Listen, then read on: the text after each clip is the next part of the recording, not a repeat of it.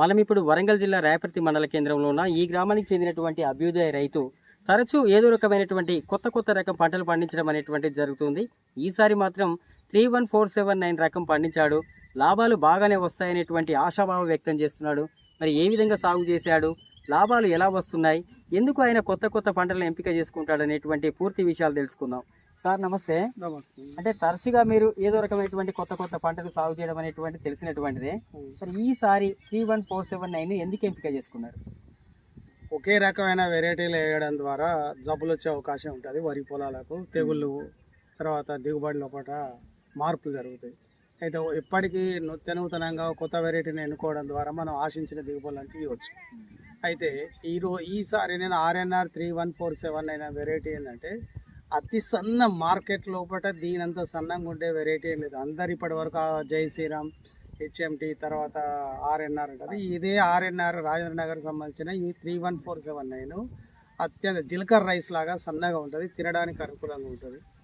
రెండోది దీని యొక్క గ్లైసమిక్ ఇండెక్స్ అంటే షుగర్ యొక్క పర్సంటేజ్ కూడా మనం బయట మిగతా వరి రకాల కంటే తక్కువ ఉంటుంది. ఆర్ఎన్ఆర్ 15048 కంటే ఇంకా తక్కువ ఉంటుంది. షుగర్ పేషెంట్లకు మంచిది.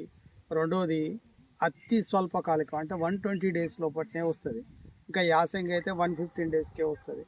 రెండోది దిగుబడి లోపల కూడా దీనికి 35 జనరల్గా 30-32 బస్తాల కంటే సన్నధాన్యం ఎక్కువ పండవు. కానీ ఇది 35 బస్తాలు నాకు పోయినసారి ఇచ్చింది. ఈసారి కూడా 35 బస్తాలు ఎవరి వానాకాలం ఇదే పెట్టాలనే నిర్ణయంతో ఫుడ్ కోసం ప్లస్ బంధువులకు వాళ్ళకి ఇవ్వచ్చు అనేది. మార్కెట్లో వడ్లను అమ్మితే ఏ వెరైటీ అయినా కానీ బోనస్తో ప్రభుత్వం 2800 ఇస్తాను. కానీ దీన్ని పోయినసారి 3100 రూపాయలకు దీనికి అమ్ముకోవడం జరిగింది. తర్వాత నా దగ్గర ఉన్న వ్యక్తి వాడిని బియ్యం చేసి 6000 రూపాయలకు అమ్ముకున్నాడు. సో ఈసారి నేను వానికి వచ్చిన బెనిఫిట్ చూసి, వ్యాపారికి వచ్చిన బెనిఫిట్ చూసి నేను దాని వల్ల అట్లా అమ్మాలని వెరైటీ. అంటే సాధారణంగా జనం ఏంటంటే మొట్టమొదట విజయ మసూరకు అలవాటు పడ్డారు. ఆ తర్వాత క్రమక్రమంగా జై శ్రీరామ్ కానీ మిగతా రకాలైనటువంటి దీనికి జనం అలా అలవాటు పడుతున్నారా? అయితే ఇది కొత్తగా గత 3 సంవత్సరాల కింద నుంచే మినీ కిట్ రూపంలో బయటకు వచ్చింది. కాకపోతే ఏంటంటే ప్రైవేట్ వాటికి ఉన్నంత వ్యాపార ప్రకటనలతో పబ్లిసిటీ ప్రభుత్వ రంగ సంస్థలకు సంబంధించిన పరిశోధన సంస్థలకు సంబంధించిన ఈ వెరైటీలకు అంత ప్రాచుర్యం ఉండదు. కానీ నిజానికి జనానికి మాత్రం మీరు నమ్మరు ఒక్క స్ప్రే కూడా చేయలేదు, పురుగు మందులు వాడింది లేదు, అన్నం రుచి ఉంటుంది, తర్వాత దిగుబడి వస్తుంది, దాన్ని బియ్యంగా మార్చుకుంటే లాభం కూడా వస్తుంది. ఇక మనం వేరే వెరైటీకి ఎందుకు పోవాలని దీనికి అలవాడుతుంది. కానీ జనానికి ఇది క్రమక్రమంగా ఇప్పుడు నన్ను చూసి ఇంకో 2-3 కూడా పెట్టిండ్రు. కొండూరు లోపల రత్నాకర్ రెడ్డి గారు పెట్టిండ్రు, తర్వాత సండూరు లోపల పెట్టిండ్రు. ఈ వెరైటీలు ఇప్పుడు ప్రాచుర్యంలోకి వస్తాం. మీరు ఎంత మొత్తంలో సాగు చేసిరు ఈసారి? నేను పోయినసారి 6.5 acres చేసిన, ఈసారి 4 acres చేసిన. ఇంకొక 2 ఎకరాలు 77-15 అనేది ఒక వెరైటీ పెట్టుకున్నా. సో ఒక్కొక్క దాని ప్రయోగాలు చేసుకుంటూ పోతా అంటే ఇది ఎక్కువ దిగుబడి వస్తే దాన్ని ఫాలో అయ్యాం. మామూలుగా సన్న రకం అనేటువంటి దిగుబడులు చాలా తక్కువ వస్తాయి కదా, అందుకే చాలా మంది రైతులు కూడా దీన్ని సాగు చేపట్టలేకపోతారు. అయితే సన్నధాన్యానికి మార్కెట్లో ఉన్నంత డిమాండ్ రైతన్నలు ఏంటంటే వీటిని ఎండబోసి మళ్ళా మిల్లు తీసుకుపోయి పట్టించి అమ్ముకునే అంత టైము వారికి ఉంటలేదు, ఓపిక ఉంటలేదు రైతన్నలు. నిజంగా గనక విలువ ఆధారిత అంటే రైతన్నలు గనక బియ్యం రూపంలో అమ్ముకుంటే ఇంకొక క్వింటాకు 500 నుంచి 600 రూపాయలు వచ్చే అవకాశం.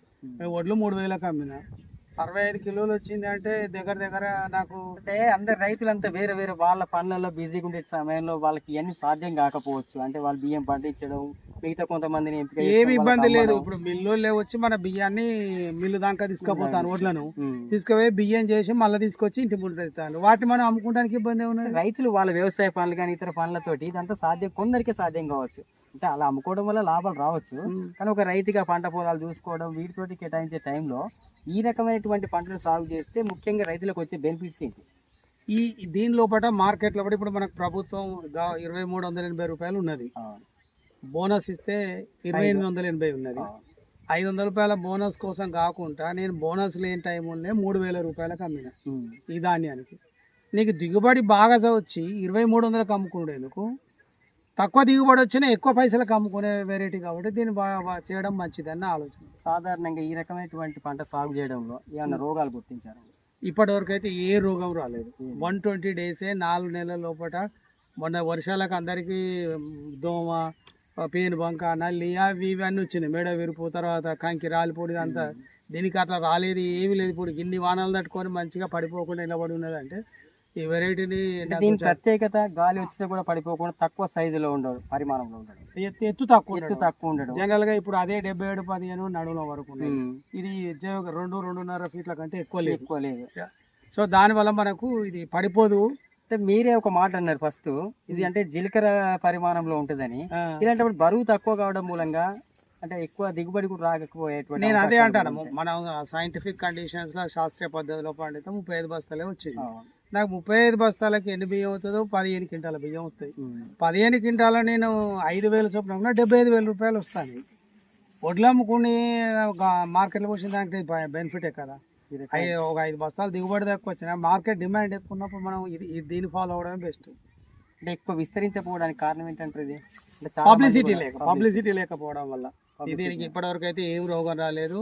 నీకు మార్కెట్లో పోయిన సంవత్సరం 3,100 రూపాయలకు అమ్ముకున్నాం. ఒక ఎకరంలో సాగు చేయాలంటే మొత్తం మీద ఇది విత్తనాలు కొనుగోలు చేయడం కానీ పెట్టుబడులు కానీ మొత్తం ఎంతలో అవుతాయి?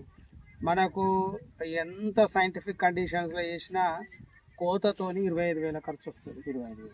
ఈ విత్తనాలు మాత్రం నేను ఎప్పుడు 30 రూపాయలకే ఇచ్చేసిన అందరికి. 30 రూపాయల కిలో చొప్పునే ఇచ్చిన. బయట 40-50 అట్లా అమ్ముతారు, కానీ రైతన్నలను ప్రోత్సహించాలని 30 రూపాయలకే ఇచ్చిన. 25,000 ఖర్చు పోతే మనకు తక్కువలో 40,000 రూపాయలు 45,000 వస్తుంది. బియ్యం చేసి అమ్మితే ఇంకో 10,000 ఇంకా ఎక్కువ వస్తాయి. అంటే మొత్తం మీద ఒక ఎకరంలో 15,000 ఆదాయం. లేదు 25,000 ప్లస్ 40,000 అంటే 25,000 పోవుడు ఖర్చు పెట్టడం. మనకు మళ్ళీ మనం బియ్యం చేసి అమ్ముకుంటే ఇంకో 45,000-50,000 చేయడం అనేటువంటి సాధారణంగా అందరికి సాధ్యం కానటువంటి ఇంకా ఇంకో 30,000 అలక వస్తాయి. ముఖ్యంగా 30,000 మినిమం వస్తుంది. 30లో 25 తీసేయాలా? లేదు అదనపు ఖర్చు 25,000. ఒక కింటాకు 3,000 వేసుకున్నాం. అవును, 3,000 వేసుకుంటే 35 బస్తాలకు ఎన్ని క్వింటాలు అవుతాయి? 35 క్వింటాలకి 21 క్వింటాల్ నుంచి 23 క్వింటాల్ అవుతాయి. పోను అదనంగా 40,000 రూపాయలు ఆదాయం వస్తుంది. సో కేవలం అంటే మిగతా కూడా ఏదైనా పండించినటువంటి సమయంలో కేవలం 15,000 రావడం లేదు, 10,000 మిగలడం లేదంటే ఇది ఎంతవరకు? అంటే ఇది కౌలు రైతులు ఒక ఎకరానికి 10 నుంచి 15,000 కడతారు. వాళ్ళ కౌలు తీసుకున్న వాళ్ళకు అంటే ఆటోమేటిక్ ఖర్చు రైతు ఆయనే సాగు చేసుకొని ఆయన పంట పండించుకొని అమ్ముకోవడం మూలంగా ఎక్కువ వచ్చేటువంటి. ఏది ఉన్నా రైతన్నలు నేను ఒకటి చెప్తాను, పెట్టుబడి పోంగా ఒక ఎకరానికి కౌలు పోంగా కూడా 20,000 రూపాయలు సంపాదించుకో ఎకరం మీద. మామూలుగా ఇప్పుడు ఈ యాంత్రీకరణ కావచ్చు, కూలీల కొరత కావచ్చు, ఇలాంటి సమయంలో పెట్టుబడులు ఎక్కువ అయిపోయేటువంటి సమయం కదా. ఈ వరికి 25,000 దాటి ఉండదండి. 25,000 దాటి ఎవరు ఏ రైతన్న చేసినా, ఎన్ని మందులు కొట్టినా, ఏం చేసినా ఇంకా 2 రోగాలు ఎక్కువ వచ్చినా 25,000-27,000 దాటదు ఎకరానికి లాభం అంతే అవుతుంది. పెట్టుబడి అంతే. ఎంత పెట్టుబడి పెడతామో అంత డబ్బులు వచ్చేటువంటి లాభం అంతే. మరి ఎందుకు వ్యవసాయం చాలా దండగా అంటారు జనాలంతా? దండగా అంటే ఇప్పుడు చెప్పొద్దు, రైతన్నలు కూడా ఈజీ గోయింగ్ చూస్తూ ఉన్నారు. యాంత్రీకరణ వచ్చింది, ట్రాక్టర్ దున్నుతుంది, మిషన్ డ్రోన్లు వచ్చి కొడుతూ ఉన్నాయి. ఈ డ్రోన్ వచ్చిన ఖర్చుతో కూడా 27,000-30,000 దాటదు. ఇంకో 30,000 వస్తాయి. 35 బస్తాలు పండినాయి అంటే 23 క్వింటాలు వడ్లు అవుతాయి. 23 క్వింటాలు 24 క్వింటాల వడ్లకు 3,000 చొప్పున వస్తాయి. ఎంత వస్తుంది? గవర్నమెంట్ మార్కెట్ దాని నేను అందుకే అప్పటించండి వాల్యూ యాడెడ్గా మార్చాలి, విలువ ఆధారిత వస్తువుగా మార్చుకోవాలి. మార్చుకున్నప్పుడే లాభాలు వస్తాయి వ్యవసాయం లోపల. కేవలం పంట పండించడమే కాకుండా దాన్ని విలువ ఆధారిత వస్తువుగా మార్చినప్పుడే ఇంకా ఎక్కువ మొత్తం లాభం గడించేటువంటి అవకాశం. బియ్యం పట్టిస్తే బియ్యం కాక నూకలం కూడా కోళ్ళ ఫారం వాళ్ళు కొనుక్కపోతాను. తౌడు బర్లకు అమ్ముకోవచ్చు, ఉచితంగా వాడు పట్టిస్తాడు. తౌడు వాడు తీసుకుంటాడు, మనకు లాభం వస్తుంది. ఇంకా తీసుకుంటాడు, ఉనుక కూడా తెచ్చి అమ్ముకుంటాడు. లాభం నష్టం అనేది ఇప్పుడు రైతన్నకు మిగతా వాళ్ళకి వ్యాపారికి వచ్చినంత లాభం రాకపోయినా తను 25,000 పెట్టుబడి పెడితే 25,000, 30,000 మినిమం వస్తుంది. ఏది లాభం. ఇంకొంచెం తెలివిగా చేసుకుంటే 40 వస్తుంది. ఇంకా తెలివిగా చేసుకుంటే బియ్యంగా మార్చుకుంటే 40,000-45,000 వస్తుంది. మొత్తం మీద మీకు 31479 వల్ల మంచి లాభాలే ఉన్నాయి. ఓకే, ఇదండి పరిస్థితి. కొత్త రకం వంగడాలను పండించడంతో పాటు దాని విలువ ఆధారితంగా కూడా చేయడం మూలంగా ఇంకెక్కువ మొత్తంలో లాభాలు గడించేటువంటి అవకాశం ఉంటుందని, ఇలాంటి పద్ధతి కొంతమంది రైతులు పాటించకపోవడం మూలంగానే ఎక్కువ లాభాలు రావడం లేదంటారు. కానీ తాను మాత్రం ఈ విధంగా మార్చుకొని లాభాలు పొందుతున్నానని రైతు రావుల భాస్కర్ రావు గారు చెబుతున్నారు.